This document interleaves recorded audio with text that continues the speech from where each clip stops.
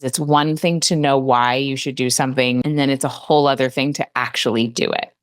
And that really comes back to the same thing, whether we're talking about our relationship with productivity, the way we give to others, the way we do all for others, but not for ourselves. And then also, it shows up everywhere. It shows up in our relationship with work. It shows up in our relationship with parenting. It shows up in our relationship with money. Almost every single response we're having to everything is mitigated by our nervous system.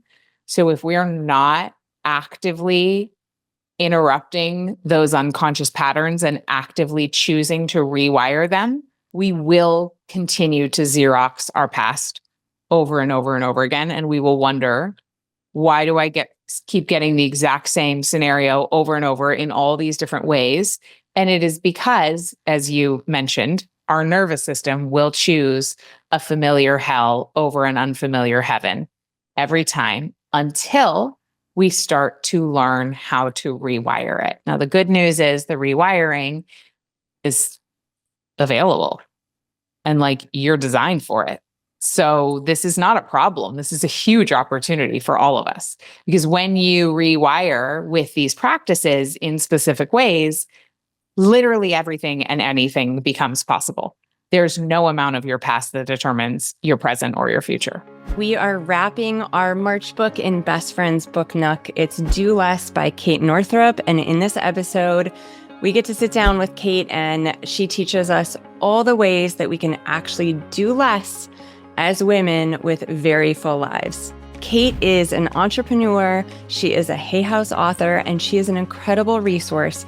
And in this episode, we talk about how to change who we be through things like nervous system alignment, through getting back in our bodies instead of our minds.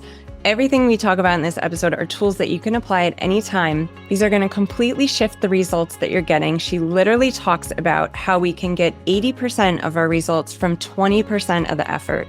She gives us tangible tools in this episode so you can leave here today with knowledge and information that's going to completely shift how you show up in your life, attracting abundance in your relationships, your career, and in your finances. Hey, we'll get right back to the show, but first I want to ask you, are you craving deeper connection but feel like life is just too chaotic to actually make it happen? This is why I created the Beehive, and trust me, this is the community you didn't know you needed. The Beehive is all about helping you grow, connect, and thrive without adding more to your already full plate. In here, we tackle personal growth together with fun challenges, journaling prompts, and heart-centered support from women who get it. This is like having a cheer squad, a soul tribe, and a growth roadmap all in one. And here's the best part. This community is less than what you would spend on a couple of fancy coffees each month. So imagine simply trading a latte or two for life-changing connection, tools, and growth. So if you're ready to feel aligned, inspired, and truly supported, come join us in the Beehive. Check the Beehive link in description. We would love to see you there. Now back to the show. Thank you so much for being here, Kate Northrup. Welcome to the podcast, and thank you for being our March book in Best Friends Book Nook. Thank you so much for having me. Yes. So excited for this conversation. We've got our private membership Beehivers hopping in the podcast recording here. As you guys do that, go ahead and put your questions for Kate in the chat. And then after the podcast recording, we will have that live Q&A with her, which is such a beautiful perk of being a Beehive member. For everyone else, this is going to be a beautiful conversation. You know, Do Less, I think, is such a cool title for a book. And I think the reality as women, it's like this internal struggle or juggle. Like, okay, if I'm supposed to sit here and do less, who's going to do all the things that I need to be doing? But what really attracted me to this book, I've now read it 2.5. I'm on my third time. So this is by far one of my favorite books I have ever read, is that this is all about getting back to who we be. And when we focus on that as our lens, everything that we do becomes easier and more effortless because we're living life from alignment. So this is one of my absolute favorite conversations. Amazing. Yay. So talk to me a little bit, I know this book has been out for a few years now. It's still pretty recent, but it's been out long enough that, I'm curious to hear, first off, just kind of what propelled you to write this, like what caused this information to pour out of you as an author. And then, extra interesting, what you were juggling with 2 young children the time that you were writing this book. Yes. So I wrote this book. So after my first book came out, my first book was called Money, a Love Story. And after my first book came out, that was in 2013, my publisher, our publisher, wanted another book.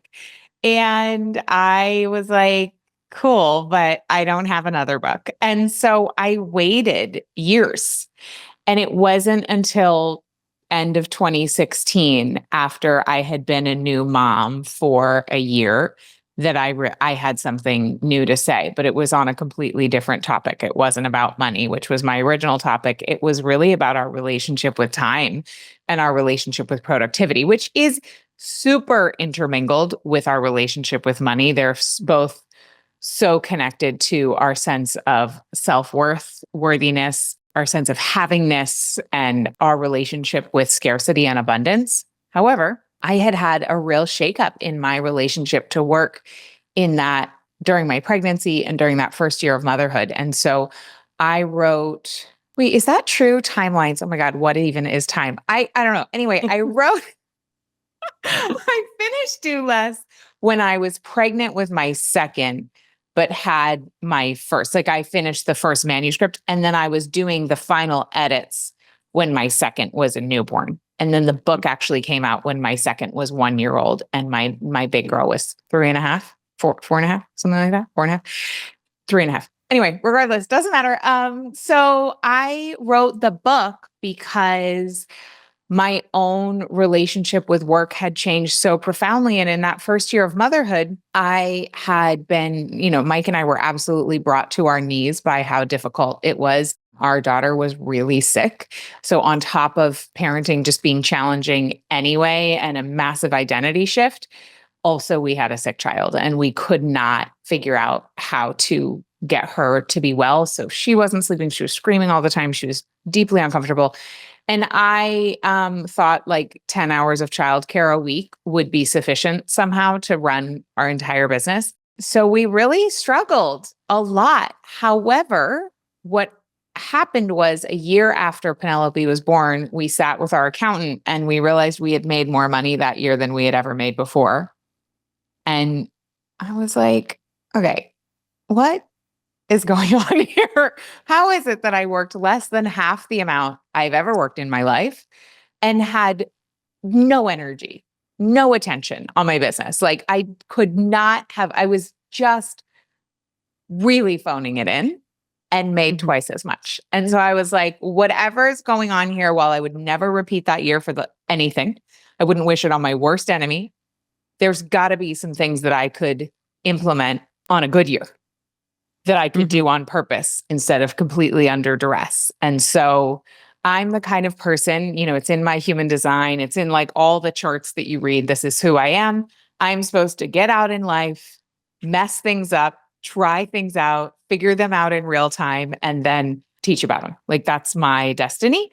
So that's what I do. And so that's what I did with Do Less. I mean, I love it. There's so many interesting things that were going on at that time. First of all, just to zoom out, I mean, for anyone who doesn't know, you're the daughter of Kate Northrup, right? So you grew up with this go-getter woman who I would imagine has maybe a similar human design. I'm not sure, but my mom's a manifester. I don't know what her lines are, but my mom, God bless her, she never stops. Like she just is always up to something.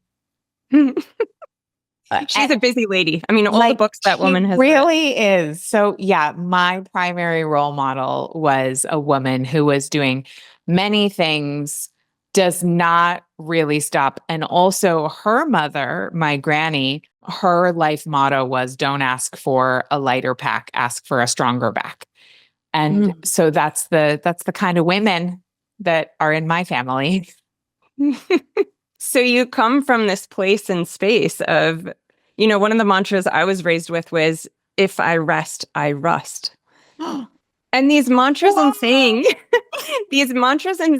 like, I think we don't even realize how much they permeate how we approach the world and our lives. And I know we're going to deep dive on some of that, like our nervous system and how it's wound and how that translates into our feelings of self-worth, right? And why we overdo and why we maybe have struggles with like money and receiving and all those things. We'll definitely talk about that. But what was Related.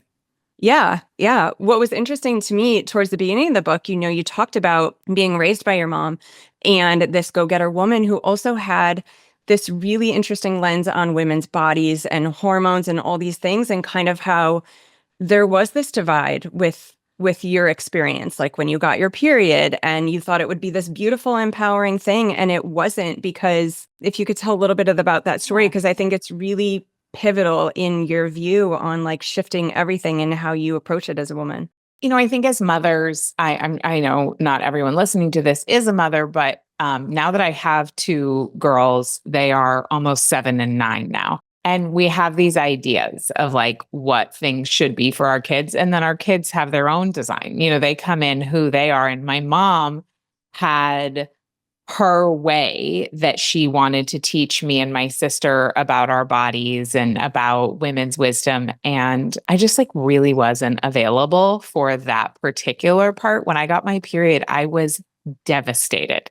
I just really wasn't ready to like grow up. And I think I felt so much grief about, I could never have articulated this at the time, but in retrospect, I think I just felt sad about what I witnessed being a woman meaning in the culture I was raised in.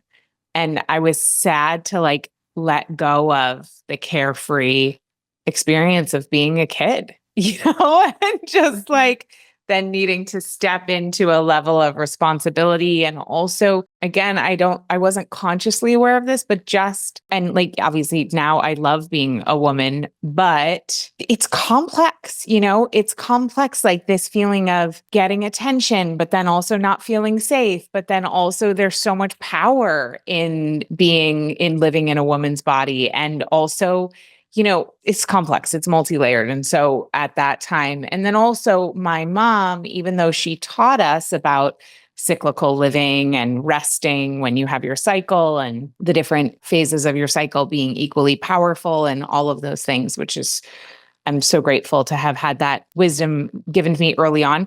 I never paid any attention to it until after I had my first baby and my period came back. And I was like, oh, this is a superpower. Okay. This is about more than like, when do I need a tampon during the month? And like, when am I going to try to get pregnant or not try to get pregnant? And so I think those early seeds she planted were in there. I just wasn't ready to do anything about them or pay any attention to them until I was in my 30s. Yeah, it's funny how we come back to those roots, right? Yeah. After my first daughter was born, I had a really traumatic birth experience and I was in the hospital for a while and I didn't want to eat. Like I was just so nauseous and I had no appetite. And then finally, when my appetite came back, all I wanted was brown rice and fried tofu, which is like, I was raised macrobiotic vegan. And so I just wanted like the meal that was our meal growing up, which was so interesting. I hadn't eaten that way in years, but that's what my body craved. And I think we are these little honing devices back to what feels familiar to us, which can be so beautiful when you're craving your mom's home cooking, but not so great for our relationship with work and our relationship with money when we're not trying to recreate the exact same experience that we had or witnessed growing up. 100%. It's like that familiarity is safe. And so we go there, even though it's a familiar hell for most of us. Yes. Yeah. Okay, so let's go back. Tell us, like, what did you learn, when you had your first, and you said you had your most productive year at work somehow, and you were doing less. Yeah. So as you started to whittle that down, like, what were obviously you write about it in the book, but what were your main things that you became aware of that were so pivotally different that year for you? Well, the biggest thing I realized is that we are animals as humans. We are animals. So we can't not be nature. And yet we have a work culture that has us try to be in a perpetual harvest where it's constantly spring or summer energy, which is the masculine. It's solar energy. It's visible results. So our entire work and productivity culture and academia is all about visible results.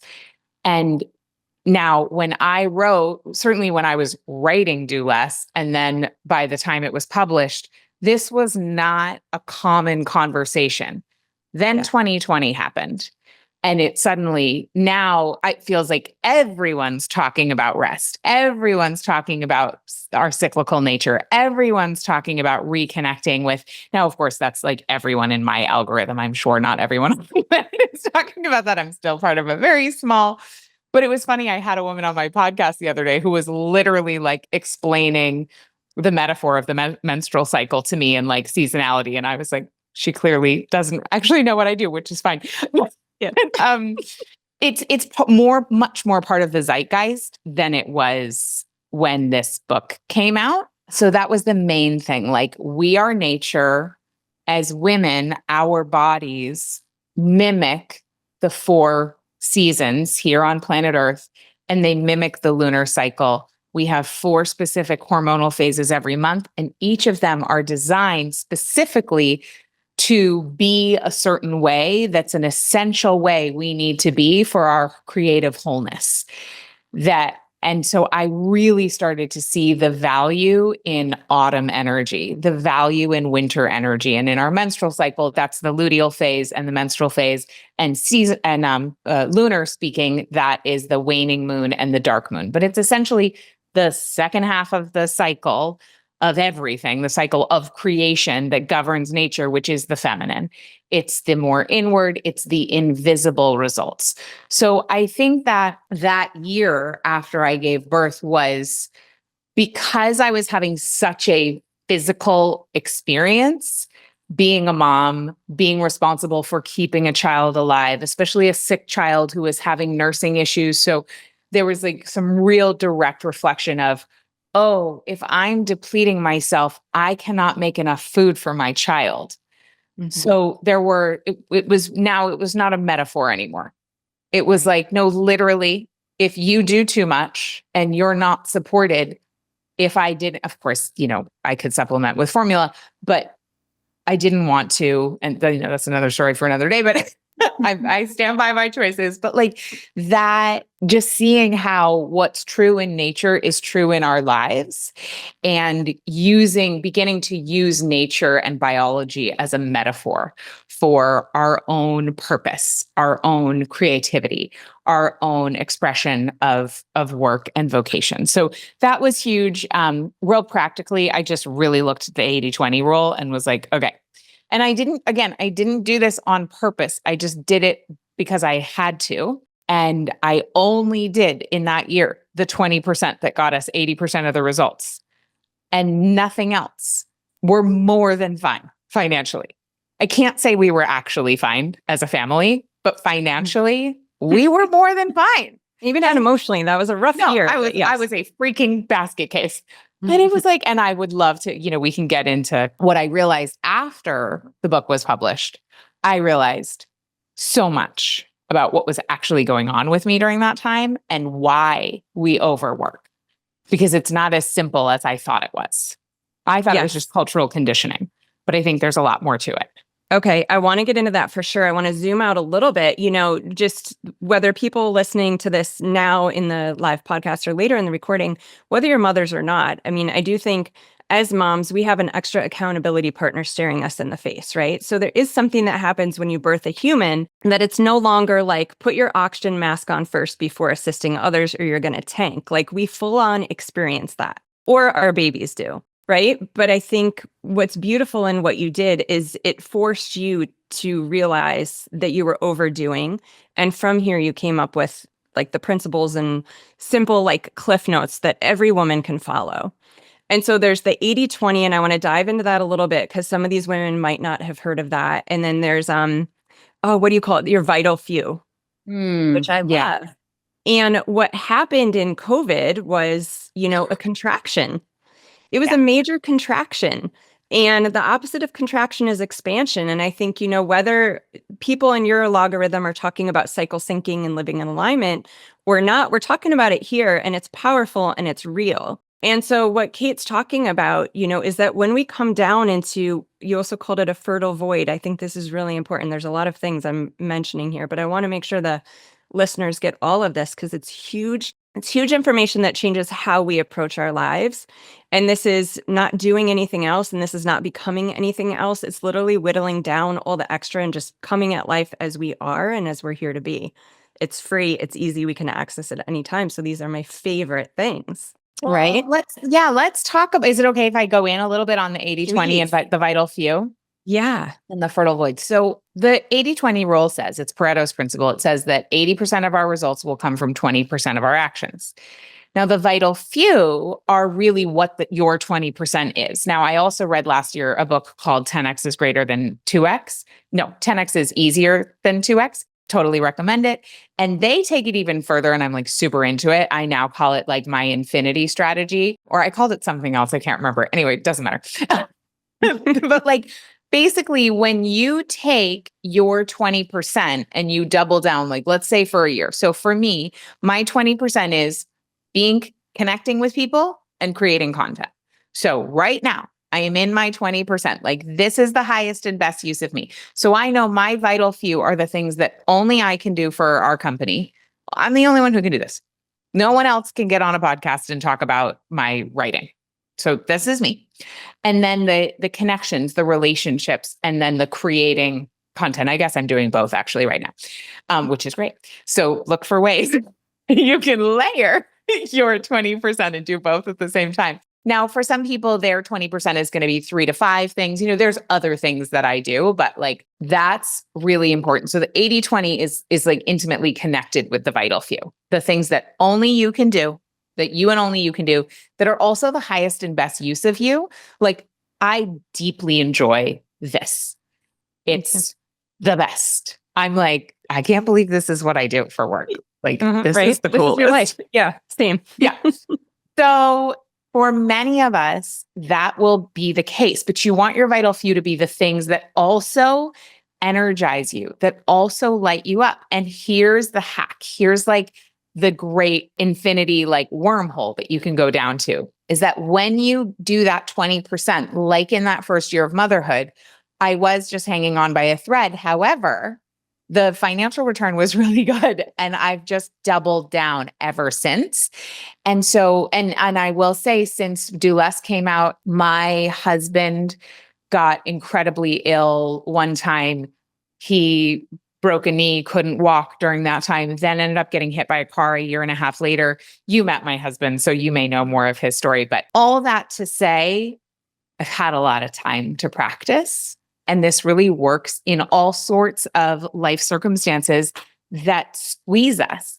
And what's so cool is if we focus on the 20% and stop doing all the 80%, or at least delegate and minimize it, not only do we get better results in a lot less time, it also gives us life.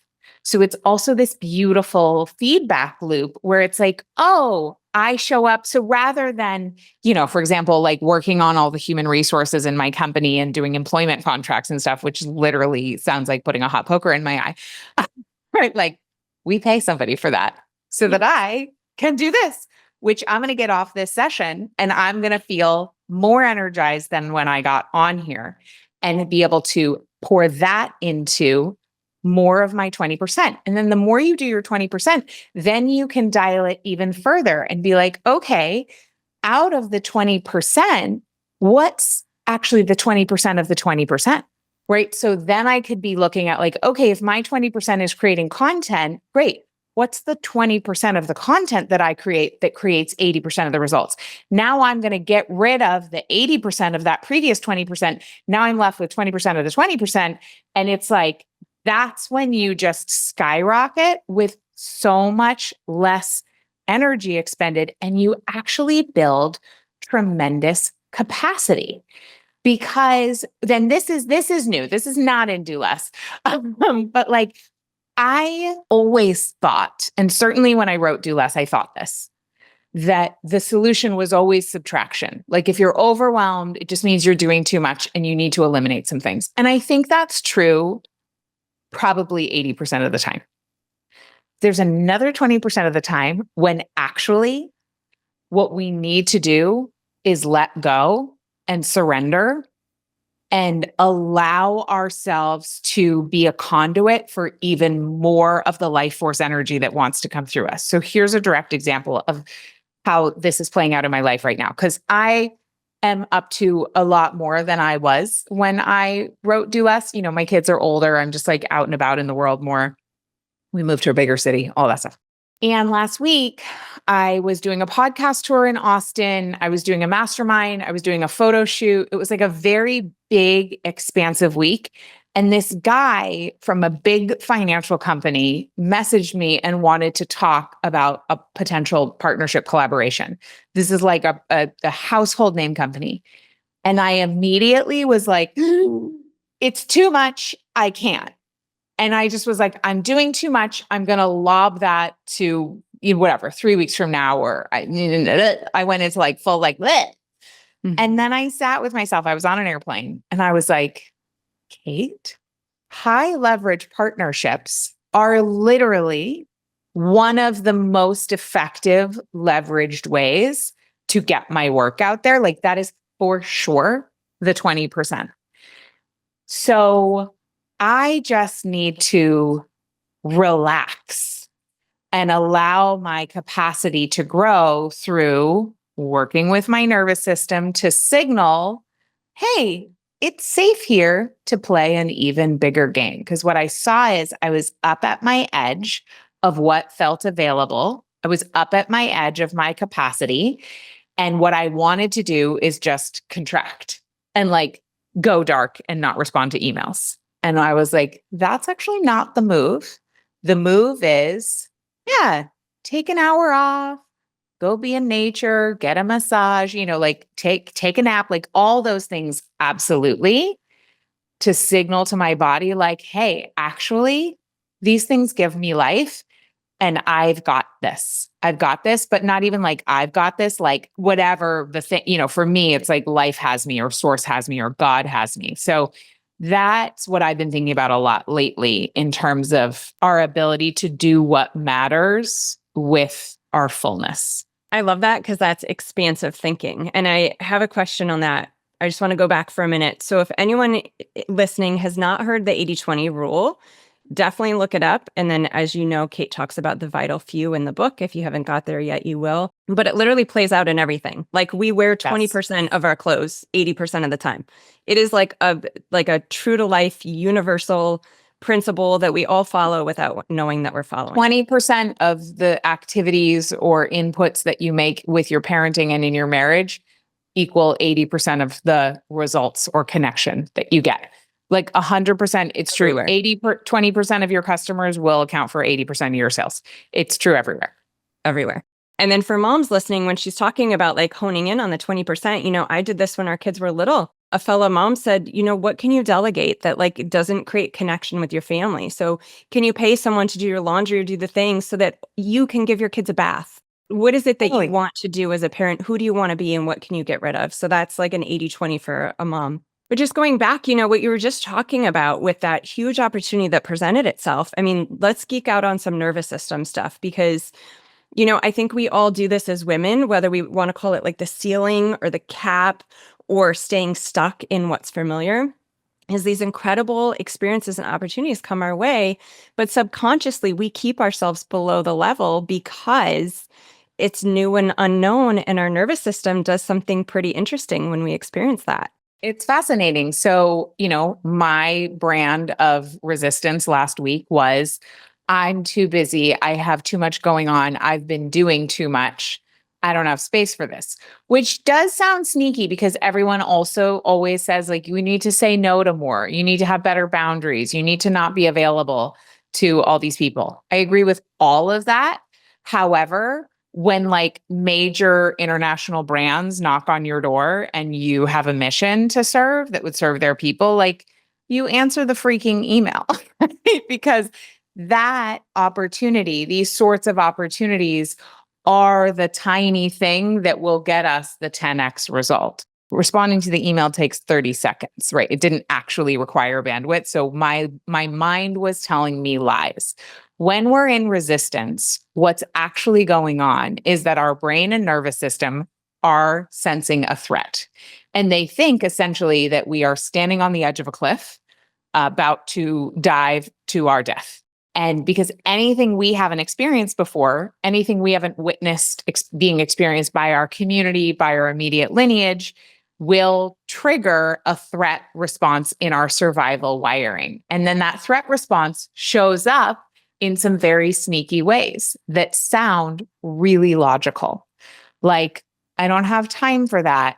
This isn't a good time right now. I'm not ready. I don't have the credentials. I'm doing too many other things. I can't afford that. Blah, blah, blah, blah, blah, blah, blah, blah, blah, right? All the reasons we tell ourselves, we talk ourselves out of our dreams. And what I have come to know, I was steeped in the world of mindset work for decades.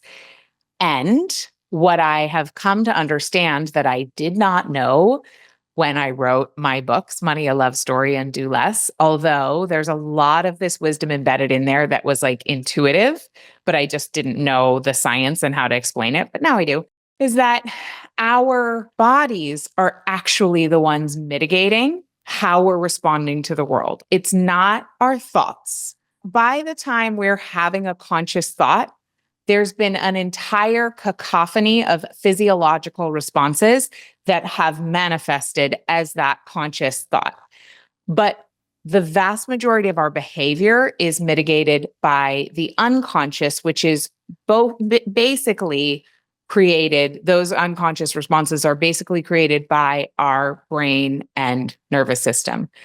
And they are caused according to how safe do we feel in any given moment. And if we are not sleeping enough, not eating well, not drinking water, if we are not drinking enough water, if we are experiencing higher and higher levels of stress, our stress and threat bucket is overloaded, overwhelmed, and we will not have logical, helpful, supportive responses to the stimulus that life offers to us, even when it's an amazing opportunity that lands in our inbox.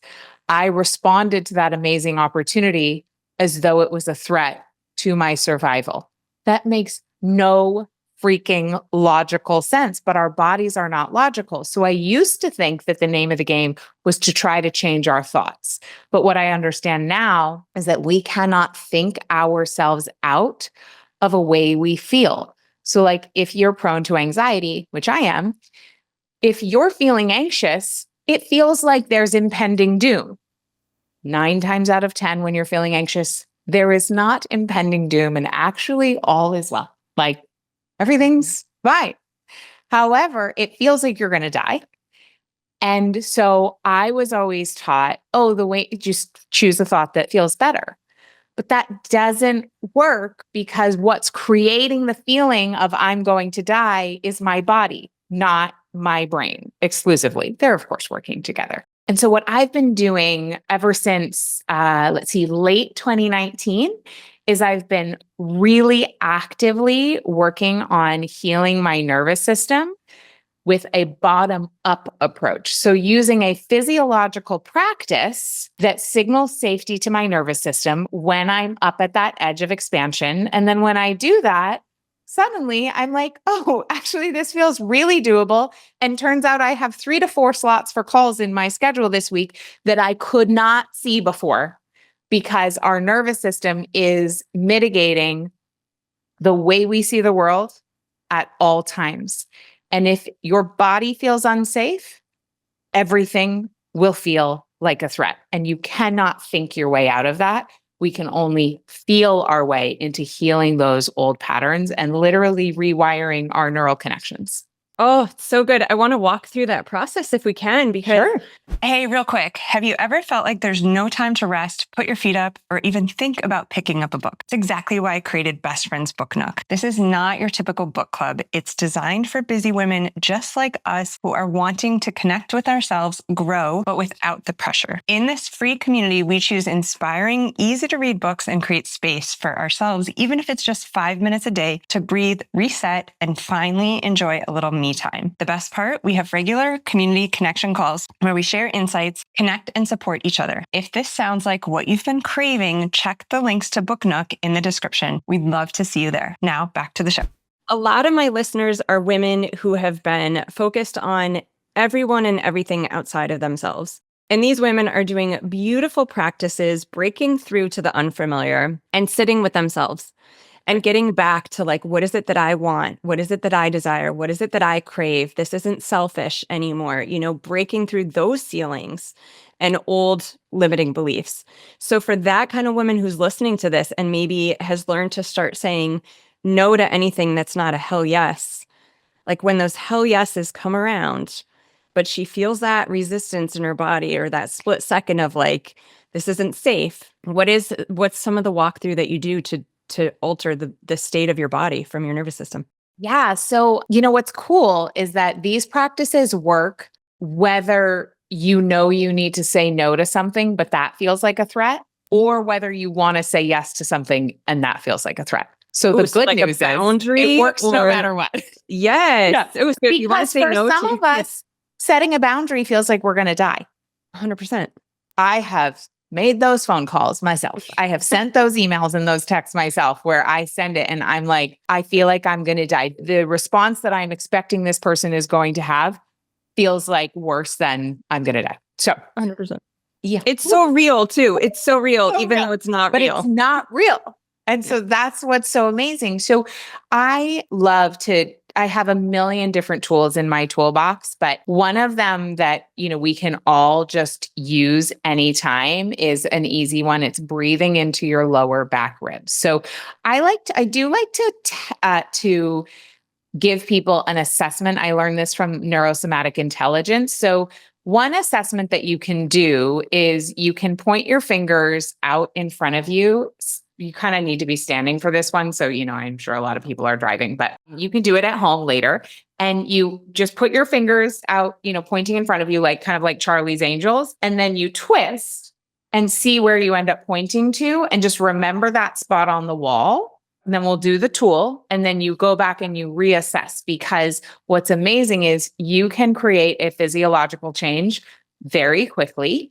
And you also want to only use tools that are getting a positive response in your nervous system. Just kind of like an interesting factoid, the reason that we use a rotational assessment is because our nervous system tends to constrict around points of rotation in our body because it's so interspersed with the vagus nerve.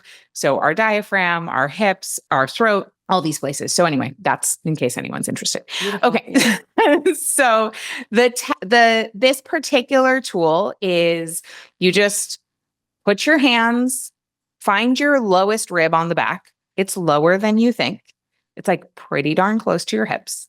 And find that spot. And then you might want to just close your eyes and then just do some breaths, like maybe 3 to 5 breaths where you're breathing into your lower back ribs relatively slowly. So you're just sending the breath back and down.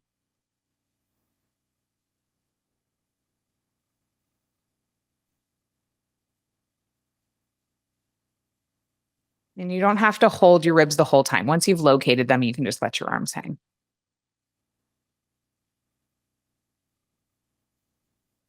Okay, and then maybe just one more inhale.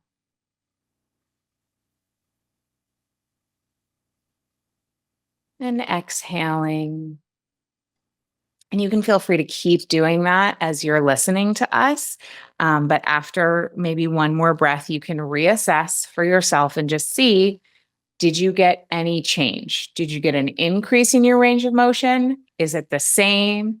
Or did you get a decrease? Now, if that particular tool is a decrease, you wouldn't want to use that tool. There's a bajillion other ones. You could literally look up nervous system healing tools on the internet. You can't trust everything you read there, but you might find some good things. But honestly, taking off your shoes and standing on the bare ground is also a wonderful nervous system reset. So anything that brings your body back into coherence, back to the truth of who it is, to say like, oh yeah, we're safe. Like that's true right now. And then you get all this extra cerebrospinal fluid flowing, all this extra oxygen to your brain, all this extra interconnectivity between your hemispheres, and all this extra capacity to see the truth of your situation, which is mostly you're safe and you're fine. And then you can act from that place, which is acting from a place of wholeness and abundance, as opposed to acting from a place of fear. Super powerful. You think about, I mean, we make, what is it, 30,000 conscious decisions a day. So hundreds of thousands subconsciously based on our programming. You think about if everyone took, I mean, that one probably took, I don't know, maybe a minute, but there's a lot of tools to get us into our body that take seconds, right? Just tapping into the breath. If we made the majority of our decisions from that place, or even 20% of our decisions 20%. from that grounded place, like how our life would change in a year. I love that. 100%. I want to ask you about egg wisdom that you wrote about in the book, because I think that's such a beautiful concept. But is there anything else we want to talk about the nervous system here in regards to how we're making decisions and moving through life? I just want to put a highlight on this conversation and say that the reason slowing down and doing less is so hard for most women is because, according to your brain and nervous system, slowing down and doing less is a threat. There are very real reasons, historically speaking, ancestrally speaking, and probably in your own life, that it doesn't feel safe to be still. And so you can read all the reasons why. And also, if you're not pairing it with nervous system healing, it may be tricky to actually implement, because it's one thing to know why you should do something. It's one thing to know logically, and then it's a whole other thing to actually do it. And that really comes back to the same thing, whether we're talking about our relationship with productivity, the way we give to others, the way we do all for others, but not for ourselves. And then also it shows up everywhere. It shows up in our relationship with work. It shows up in our relationship with parenting. It shows up in our relationship with money. Almost every single response we're having to everything is mitigated by our nervous system. So if we're not actively interrupting those unconscious patterns and actively choosing to rewire them, we will continue to Xerox our past over and over and over again. And we will wonder, why do I keep getting the exact same scenario over and over in all these different ways? And it is because, as you mentioned, our nervous system will choose a familiar hell over an unfamiliar heaven every time, until we start to learn how to rewire it. Now, the good news is the rewiring is available, and like, you're designed for it. So this is not a problem. This is a huge opportunity for all of us, because when you rewire with these practices in specific ways, literally everything and anything becomes possible. There's no amount of your past that determines your present or your future. If you guys take away one thing from this podcast episode, that's it. That's it. And these women in the book club, I mean, this is the intention behind the book club, guys. You know this. I mean, the book, I say, is an anchor tool. It's the gateway tool for reconnection. And just like Kate's saying, you know, we have the ability to rewire. Something that picking up a book literally does neurologically. You're literally rewiring your brain and you're getting into coherence. So the movement of tracking your eyeballs across a page, like, I'm not messing around with this book club. Like, we could change the world through book club. The way that you track your eyes across a page, I used to do this on my functional neurology patients in practice. It gets you into your corpus callosum. It's the part of your brain that balances the right and left side of your body. It literally gets you into your body and out of fight or flight. So like, if you can't yet do less, if you're struggling, the way that we make it familiar, Kate's used this word a lot of times, is by practicing. And you can practice through breath work and nervous system tools. And also, every time you pick up your book instead of your phone, you win. So good. It's like that saying, like the diet battle, not diet, but like eating healthy battle isn't won or lost at the dinner table. It's won or lost at the grocery store, right? And our connection to ourself is won or lost, whether we pick up our phone or a book. And when we pick up a book, even for 30 seconds, 2 minutes, we win. It completely stops everything in its tracks and gets you back into your body and your heart. I would really recommend, I mean, it's just practical life tip. I would really recommend keeping a book in your purse, so that when you're at the doctor's office, when you're at your kid's karate, class, whatever, that it's actually available to you. I know that seems so simple, but put a book in your purse. Yeah. You know what? I had you live in Miami too, big city. I always carry a book with me because you find these 2 minutes, right? You find them. And if you have a book, you're more likely to read than if you don't have a book. I went to the DMV, no joke, 11 hours. 11 hours. Their system shut down. It was like insane. I had a brand new book in my purse and I read a book and it was like moths to a flame. Like people were like, what is that in your hand? Isn't that wild? I had a beautiful Thank you for sharing that piece about the tracking from left to right. It makes perfect sense. It's like, the same process of EMDR. Yes, I exactly. mean, obviously different, but yeah, it's a functional neurological tool. That's really cool. I love it. It really is. Yeah. Okay. So, in the same breath of this conversation, instead of like forcing and doing and running our same script, doing less, you give this beautiful analogy in the book. I love stories because stories give us a visual. And, so many other cultures teach their children through stories because you remember better when there's a story behind it. And there's this beautiful piece in the book about egg wisdom and being an egg. Can you tell the story of the egg and how this relates to sitting back and receiving as women? Yeah. So egg wisdom is a concept that my mom came up with, Kate Northrup, and she has given me her blessing to continue sharing it with the world, which is my honor to do so.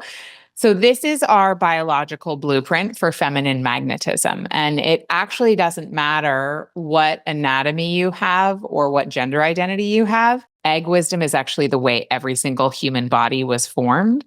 So all of us have this wiring to access when it's appropriate. So once a month in your reproductive years, you ovulate. And the egg is released from the ovary and it sits at the top of the fallopian tube and it just releases this hormonal signal.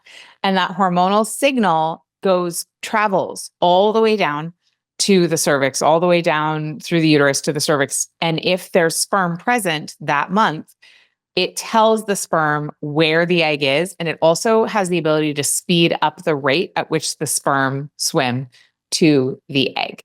And the egg, though, doesn't run around all over the place wondering where the sperm is. She's not like checking. She's not, calling 25 of her girlfriends to say, should you get a text back, whatever. She just sits and puts out a signal, letting him know where she is. That's it. She's very clear. And then when all the sperm show up, they bang their little sperm heads against the membrane of the egg. And it looks as though the strongest sperm is the one that gets in. But actually what's going on is that the egg chooses which one to allow in. So she has really great boundaries for what's not for her, but she's very receptive and available for what is for her. And so once the sperm is in, she has also, if there's something wrong with it, she has the ability to repair the sperm's DNA and make it even better, which is the feminine principle at work. We do have the ability to egg things on and improve upon them when we find them.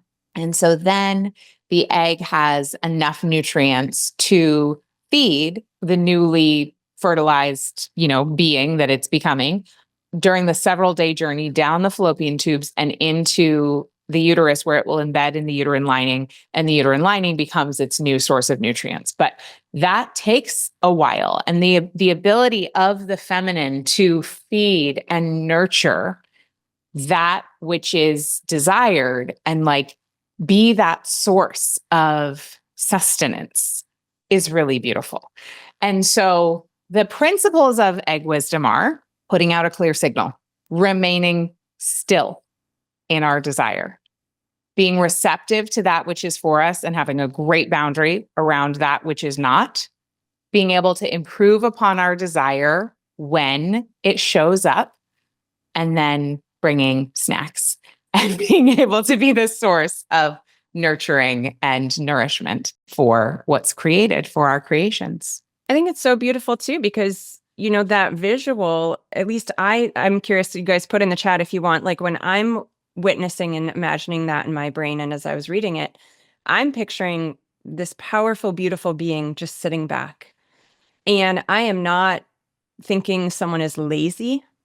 I am not thinking this being is unworthy because of their lack of production. I don't know, I'm someone who's had to like rewire that story in my head. I think a lot of women that tend to come into this group are the same. Like our sense of worth comes from what we're doing and creating. And this is like super powerful. And I think this comes down to, rewiring our nervous system for abundance instead of scarcity or lack. 100%. And I think that when we are going after our goals, when we're going after our desires, we need to ask ourselves, am I being the egg or am I being the sperm?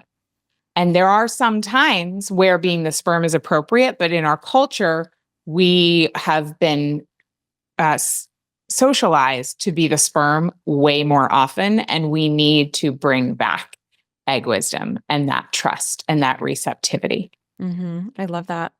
Now, I've seen a lot of your really empowering content, pull in all these beautiful tools on, living in alignment, resetting our nervous system.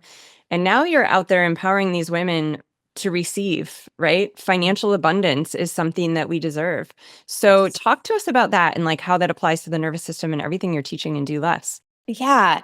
Well, earlier this year or at the end of last year, this line came to me, and the line was, making good money doesn't make you good with money. Because what I find is that we are operating under the illusion that more money will solve our problems.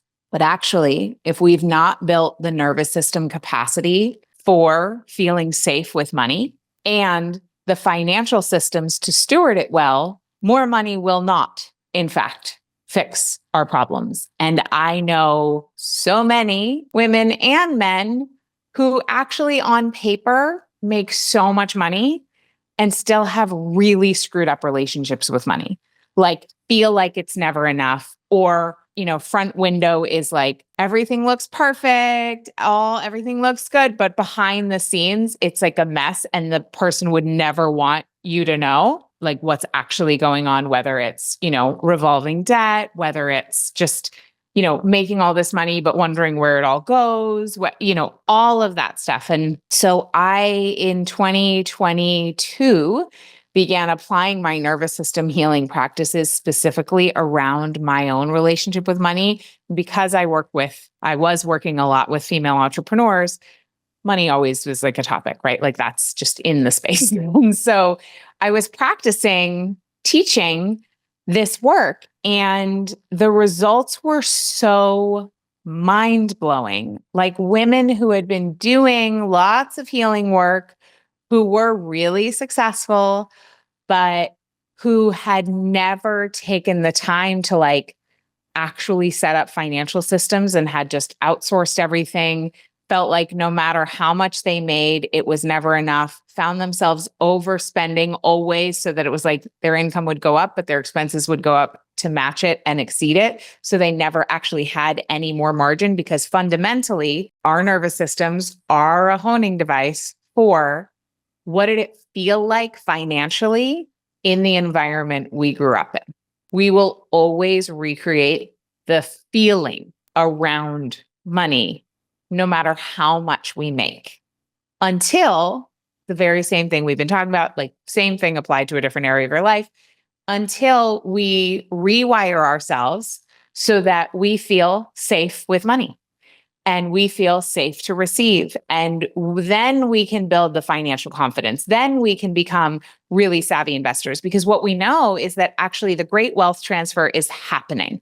So because of demographics, there will be $30 trillion transferred into the hands of women by the year 2030. However, statistics show us that even with women who are making $270,000 a year or more, over 75% of them still don't feel confident with money. So making more money doesn't make you good with money. But what does? Healing your nervous system in relationship to money so that you can build really easeful, beautiful financial systems and get your money working for you, not just you working for your money. And no matter what your financial constellation is, whether you have a partner who makes the money, whether you have an inheritance, whether you have a business, whether you have a job, no matter what, women have been systematically kept out of financial power for thousands of years. And it's just our time. So we need to be actively engaging with it but doing it a man's way is not the vibe. And like, Well, not yeah, just going back to everything, full circle. It's like if it's coming towards us, but we're still sitting at that familiar hell, we're not going to be using our egg wisdom ready to receive and it. we won't do things with it that will actually make a difference in our own lives and on the planet. But we need more money in the hands of women, because what we find is that when women have more money, they actually do change their communities with it in a statistically incredibly significant way. They actually do buy more from small businesses. They actually do give more to charity. And they actually get better returns when they get the confidence to invest. But confidence, you can't just like decide to be confident. Confidence comes from a feeling of safety in your nervous system. And so that's the work that I've been doing with people for the past 2.5 years, is really building that internal energetic and infrastructure for financial safety and abundance, and then building the external systems and structures to really support it on the 3D level. I love this because as we're working on, regulating our nervous systems, not only are we changing the way that we approach our life and being confident, doing less, attracting more, changing our financial abundance. There's that saying, you heal a man and you heal a man, you heal a woman and you heal a nation. You change entire communities and potentially the world. And so, do you have some upcoming resources where you're teaching these kinds of concepts that can help us all across the board in our lives? I do. Yeah. So I do one big free event every year, and it's coming up. It's called Good with Money, and it's 3 days. I have heard from countless people. They tell me that this workshop is worth more than courses that they've spent $2,000 or $3,000 on. And so I really bring it. I don't really have like different toggled switches. Like the way I am is the way I am. And so what I'll walk people through is really getting under that unconscious hood and finding like, oh, this is what's running my money life. So this is why no matter how much I make, I still am feeling anxious and stuck. So we get in there, and then we actually, in the 3 days, are able to assess where you are on your pathway to being a truly abundant empress. And then we lay out the 13 pillars of relaxed money so that you can see what the pathway is. And then we incorporate nervous system healing the whole time. So by the end of 3 days, you will have increased your capacity to receive abundance like immediately. Beautiful. When does that start? April 17th. April 17th. Okay, we will link everything in the show notes. We're going to make sure everyone can find their way there. I will absolutely be there. Kate, I know we need to wrap soon. My beehivers are chomping at the bit to ask you all their questions post-recording. Any last words of wisdom you want to leave everybody listening to this podcast episode? We were conceived in absolute safety and love, and our original imprinting is for health and well-being.